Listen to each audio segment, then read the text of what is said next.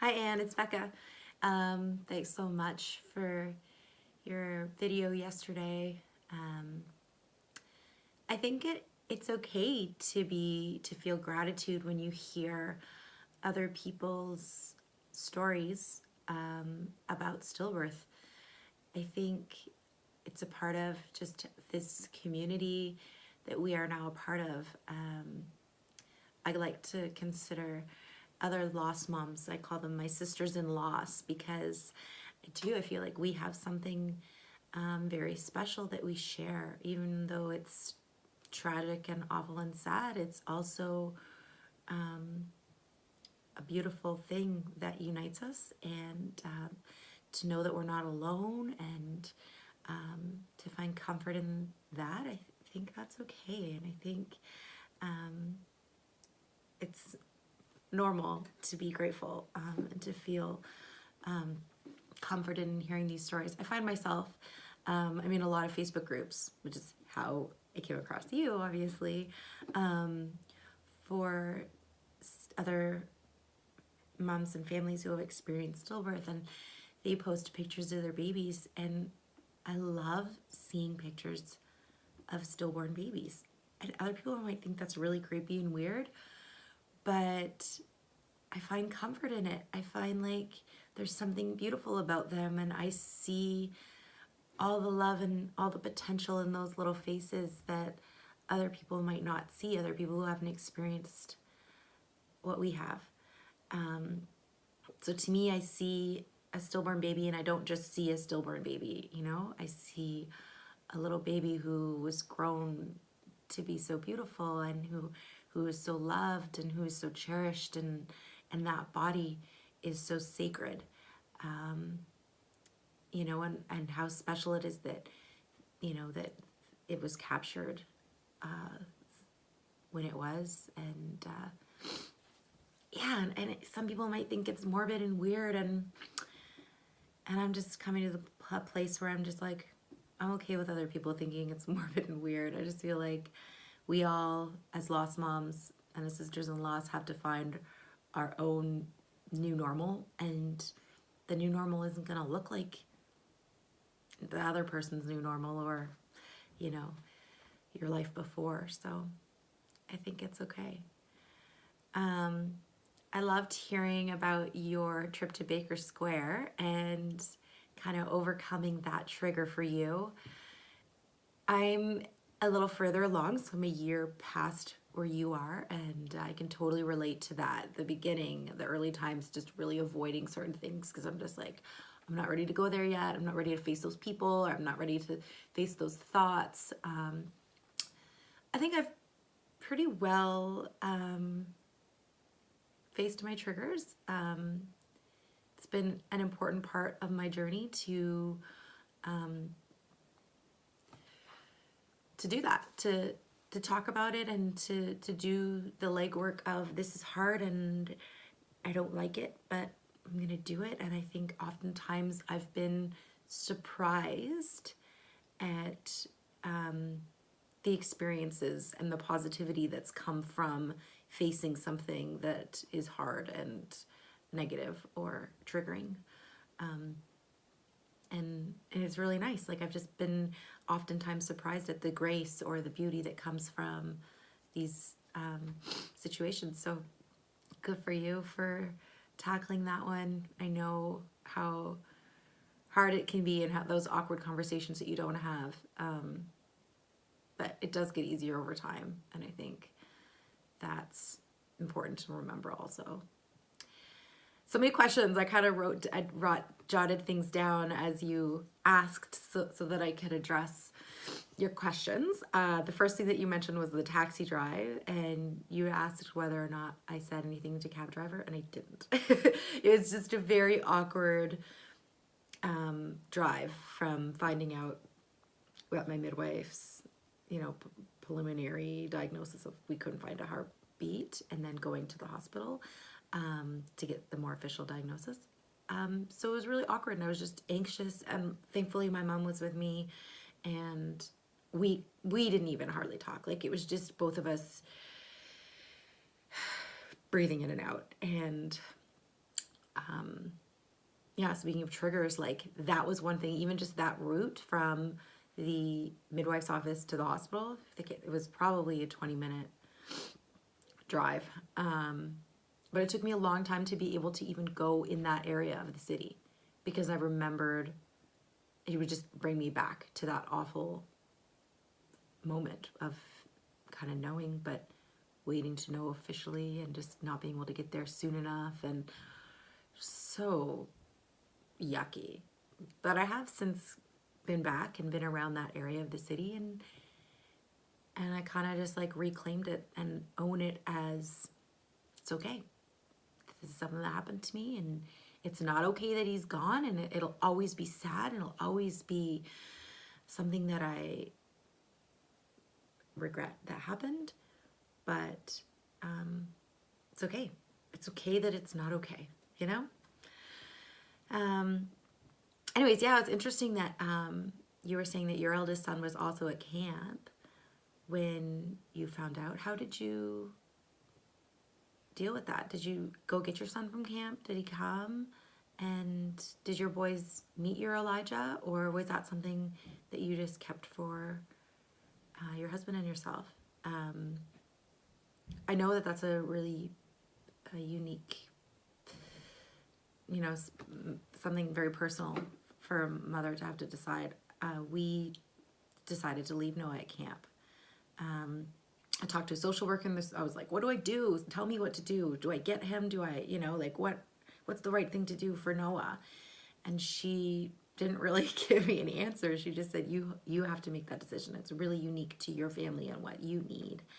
And ultimately I just decided I needed to just face this on my own with Steve, my partner, and it was best that Noah stayed at camp. He was coming back like 2 days later, so he wasn't missing much, but he would miss getting to hold Elijah and seeing him right after he was born.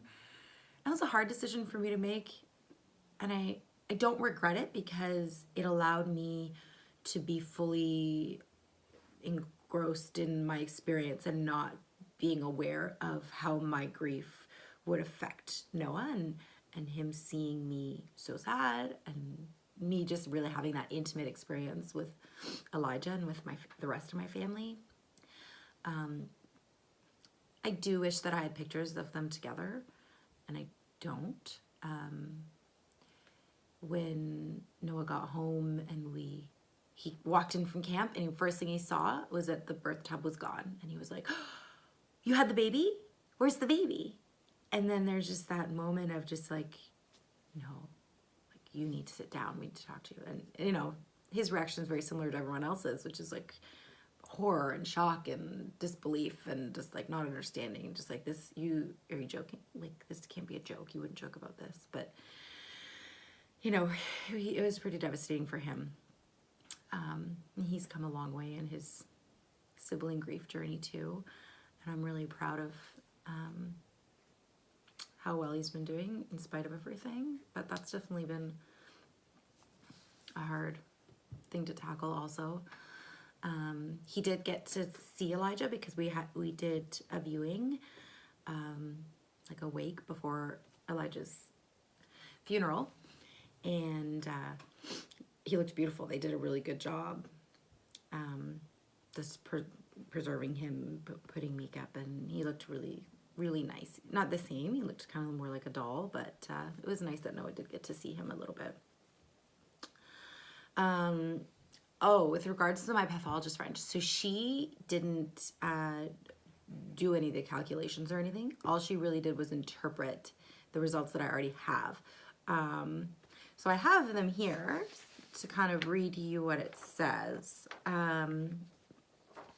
So Martin Shirey, baby boy, was stillborn at 39 weeks plus 4 days gestation. So that's when he passed, what we think, when he passed.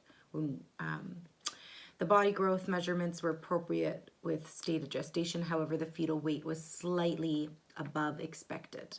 And I think they say it's slightly above expected. I mean, he's 7 pounds, 15 ounces. And I think they say that because it's above what would be expected for someone with this size placenta. Because that's like a normal size baby. Anyway, the placenta was small and showed meconium in the chronic plate. The fetal to placenta weight ratio was high, 8.85. Reference is 6.65. So I'm assuming that's what you were talking about, ratios. So this is all just in the initial pathology report that I didn't know how to interpret, that my pathologist friend interpreted for me. It says small for gestational age placentas, less than the 10th percentile, may indicate a limited placental reserve as there is a decreased placental functional mass. Small placenta can occur as a result of underlying maternal disease, heart and kidney, due to genetic background, normal variation including ethnicity, and frequently for unknown reasons. As for the meconium noted in the chronic plate, meconium passage is thought to be indicative of some degree of hypoxic ischemic stress. So that's where they're saying he went into distress. Again, like that's just based on the meconium staining. The rest of the autopsy showed normal development and no significant pathology was noted. In summary, other than the presence of a small placenta, the autopsy showed no anatomical cause of fetal demise. And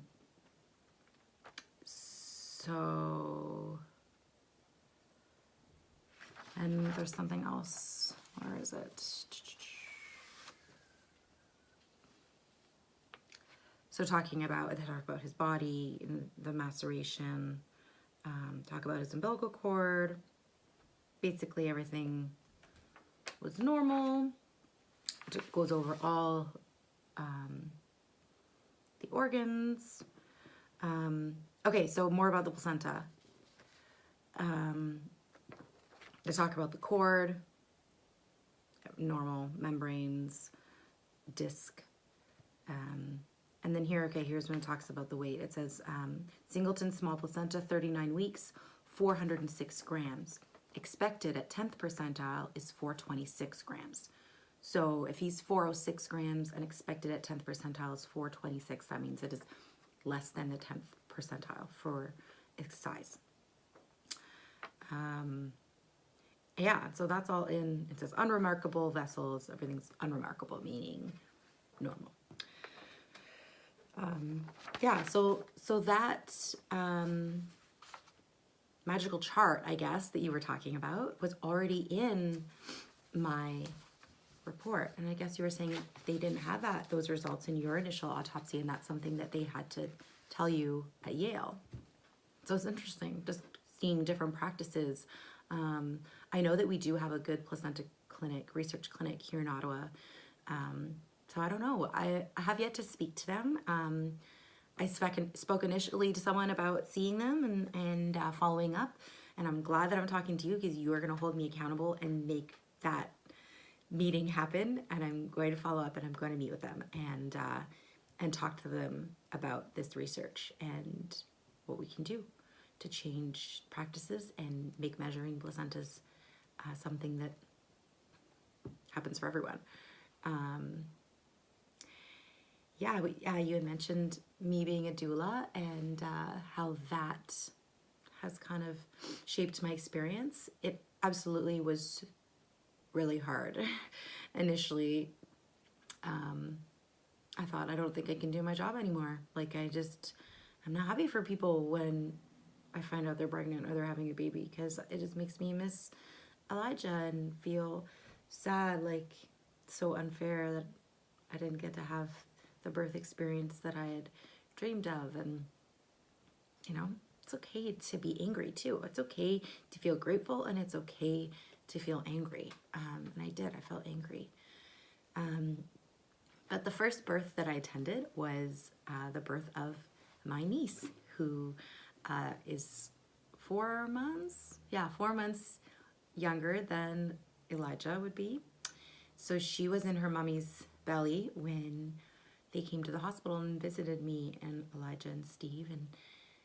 And I remember even at Elijah's funeral, just leaning in and holding my sister-in-law's belly and just connecting with that baby, and like just knew she was gonna be special. She was gonna be like our rainbow baby, because she's gonna have so much hope for our family that you know, things are going to be okay. And her birth was beautiful. And her mom did such a great job. And I just felt like that was the perfect birth to be my first one back. It was like very redemptive. And when Alina, my niece, came out crying, everyone in the room cried. And I knew they weren't just crying for Alina, they were crying for Elijah. And Alina is actually named after Elijah, which is also very special. And she's just such a special little girl. And I know that Elijah wouldn't want me to lose my passion for birth and for supporting women. So this was just like a great like initiation back into that work.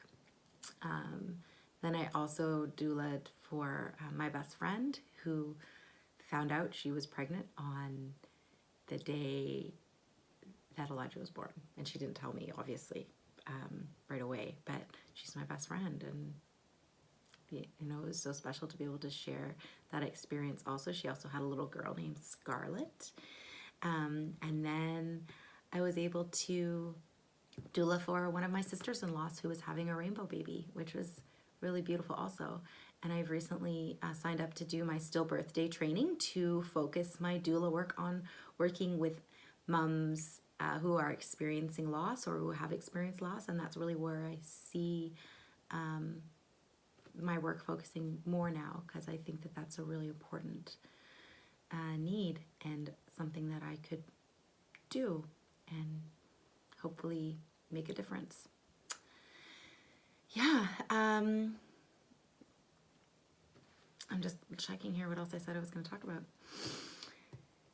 Yeah, so that was just, the doula work was another example of just tackling triggers and facing things that I thought were going to be hard, and then, you know, being pleasantly surprised that there was beauty in there and grace that I wouldn't have been able to experience had I not tackled my triggers. So sometimes when you're ready and you just make that conscious decision to do it, it's worth it.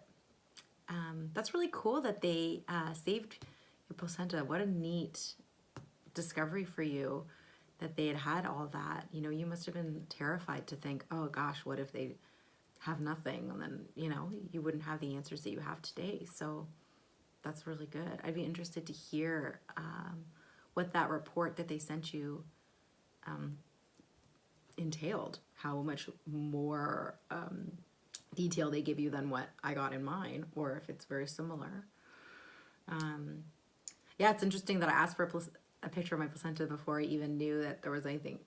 I just always was interested by placentas. I guess it's like the birth junkie in me, a little bit of a birth nerd. But I was just like, I told the photographer, take a picture of the placenta, because I knew I was not in the headspace to take time and look at it. And like I did with Noah's, I inspected it with the midwife, and I just thought, oh, this is so cool. This is what sustained my son. And, you know, it's so crazy to think now, like, this is what didn't sustain my son. And it just didn't, it didn't cross my mind. I just had her take a picture because I thought it was something I'd maybe want to look at later. And now, like, I don't really want to look at it because I see it and I think, like, curse you. But it's good. You can never have too many pictures. You never have enough pictures. You always just want pictures of every little thing after you experience stillbirth anyway, for me.